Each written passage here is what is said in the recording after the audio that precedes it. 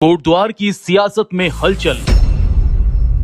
क्या 2027 से पहले रितु खंडूरी के खेमे में शुरू हो गई है सेंध?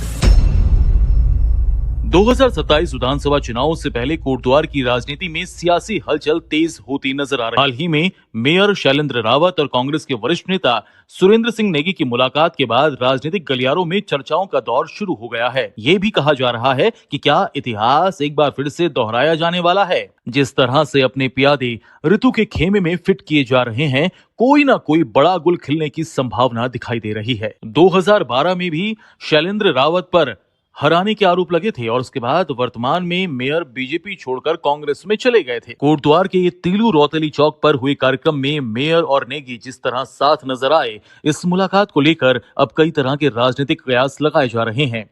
सबसे बड़ा सवाल ये उठ रहा है कि क्या ये एक कार्यक्रम के दौरान महज ही शिष्टाचार की मुलाकात थी या इसके पीछे कोई बड़ी सियासी रणनीति आकार ले रही है। कोटद्वार की राजनीति में विधानसभा अध्यक्ष रितु खंडूरी का प्रभाव महत्वपूर्ण माना जाता है और ऐसे में शैलेंद्र रावत और सुरेंद्र सिंह नेगी की मुलाकात को उनके राजनीतिक खेमे के संदर्भ में भी देखा जाने लगा है।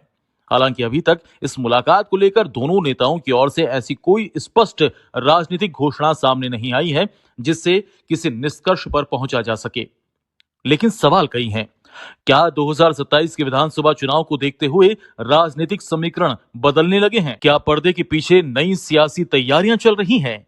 क्या आने वाले समय में कोटद्वार में नए राजनीतिक गठजोड़ देखने को मिल सकते हैं? फिलहाल इतना जरूर है कि शैलेंद्र रावत और सुरेंद्र सिंह नेगी की मुलाकात ने कोटद्वार की सियासत में चर्चा को हवा दे दी है।